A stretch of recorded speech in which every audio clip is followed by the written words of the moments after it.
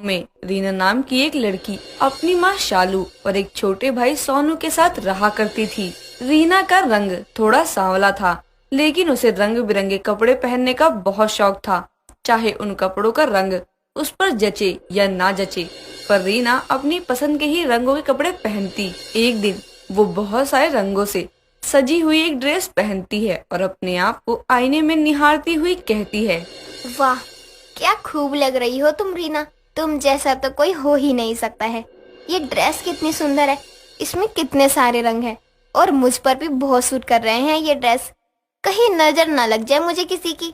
इतने में वहाँ रीना का भाई सोनू आता है और वो रीना को देख जोर जोर से हंसते हुए कहता है, अरे दीदी, ये क्या, तुम तो जोकर बन के घूम रही हो? क्या किसी सर्कस में नौकरी लग गई है क्या आपकी जोकर बनने की? चुप कर तू, ज्यादा मुंह और दिमाग मत चलाया कर अपना, समझा? और मैं तुझे जोकर लग रही हूँ इस ड्रेस में? पता है मैंने इसे कितनी मेहनत से बनाया है। इसमें इतने सारे रंग ऐड करे हैं।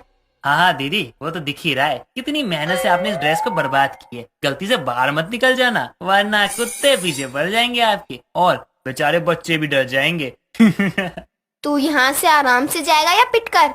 हाँ हाँ, आराम से ही चला जाता हूँ। आपसे पिटने का मुझे कोई शौक नहीं है, बस आप मेरी बातें ध्यान रखना। आया बड़ा मुझे जोकर कहने वाला।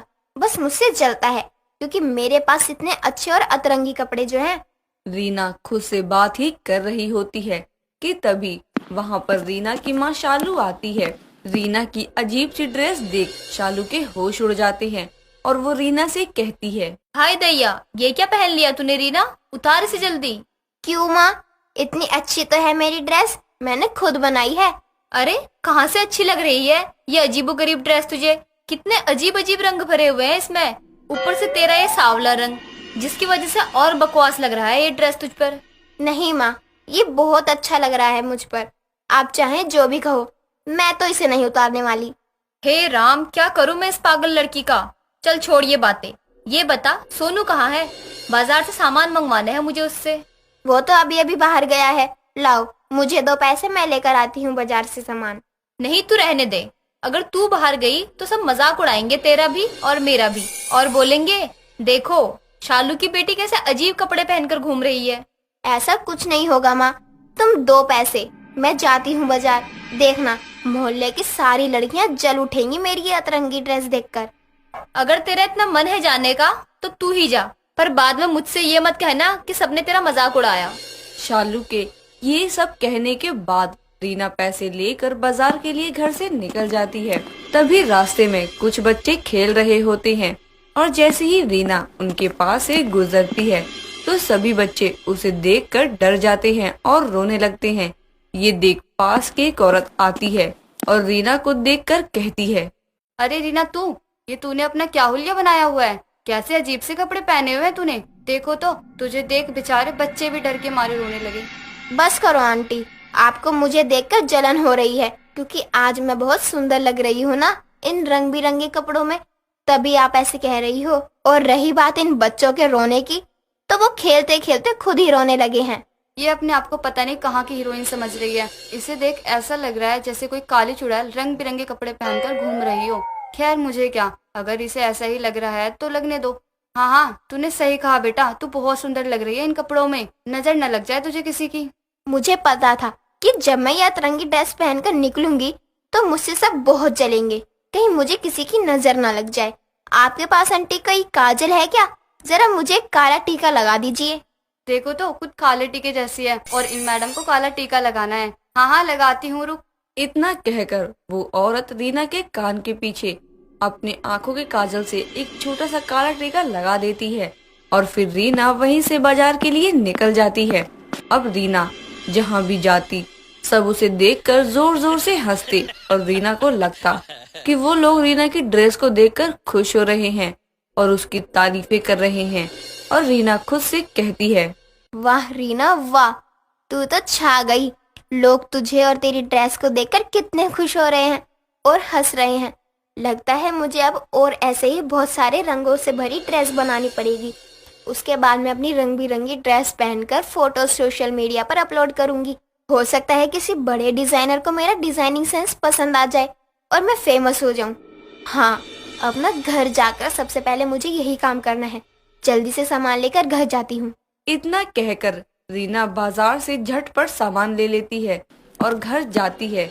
घर आने के बाद वो एक और ऐसी अजीबोगरीब रंगों से भरी हुई ड्रेस बनाती है और उसे पहनकर रीना बहुत सारे फोटोज क्लिक करती है और सोशल मीडिया पर अपलोड कर देती है। उसकी फोटोज देखकर लोग उसका खूब मजाक बनाती हैं। कमेंट में कोई उसे ट्रोल करता तो जिनको उसके रंग बिरंगे कपड़े पसंद आते वो रीना की तारीफें करते।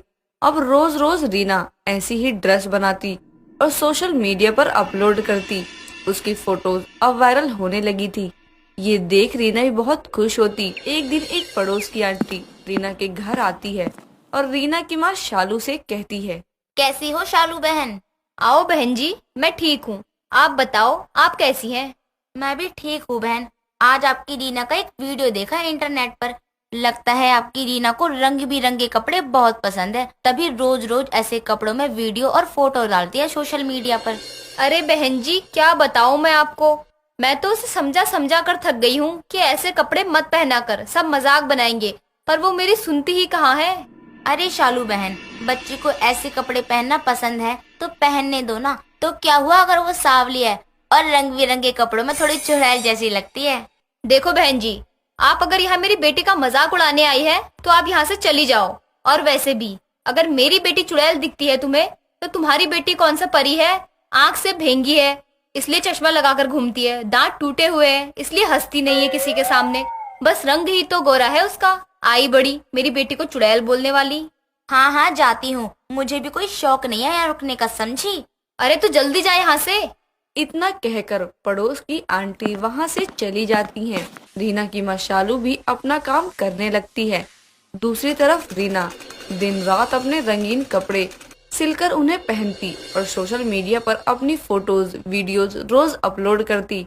अब धीरे धीरे लोगों को रीना का ये हथरंगी कपड़ों का स्टाइल पसंद आने लगा और रीना की वीडियोज और फोटोज पर भर भर कर लाइक और कमेंट आते। कुछ ही महीनों में रीना के चाहने वालों की संख्या 1000, लाख और अब मिलियन में हो गई थी। ये देख रीना कहती है, आखिर मेरी मेहनत रंग लाई।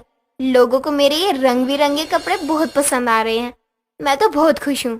इतने में ही रीना को एक कॉल आता है और वो कॉल एक बड़े सोशल मीडिया प्लेटफॉर्म से आया होता है जो रीना को बताते हैं कि उसके रंग बिरंगे कपड़े दुनिया भर में छा गए हैं और लोग उसे बहुत पसंद कर रहे हैं। और लोगों के इतना पसंद करने पर बिग सोशल मीडिया प्लेटफॉर्म से रीना को 1 लाख का इनाम दिया जा रहा है। साथ ही उसे उनकी कंपनी के साथ काम करने का मौका भी मिलता है। ये सुन रीना खुशी से झूम उठती है और जल्दी से जाकर ये खुशखबरी अपनी माँ शालू को सुनाती है और कहती है, माँ, आज मेरी मेहनत सफल हो गई। अरे क्या हुआ है, सही से तो बता। माँ, मुझे एक कॉल आया जिसने मुझे बताया कि मेरे रंग बिरंगे कपड़े लोगों को बहुत पसंद आए हैं, इसलिए मुझे 1 लाख का इनाम और कंपनी की तरफ से नौकरी मिल रही है। क्या सच में? तू सच कह रही है रीना? हाँ माँ, मैं सच कह रही हूँ। ये तो बहुत अच्छी बात है बेटा, लेकिन मुझे माफ कर दे, मैं तेरी खूबी को पहचान नहीं सकी और बाकियों की तरह तेरा मजाक उड़ाया। मुझे माफ कर दे बेटा। अरे माँ, आप भी क्या बातें लेकर बैठ गईं? अब आप सब भूल जाओ और आगे के लिए नई जिंदगी शुरू करो मेरे साथ माँ। हाँ बेटा, तूने सही कहा। रीना की कामयाबी से उसकी माँ शालू बहुत खुश थी।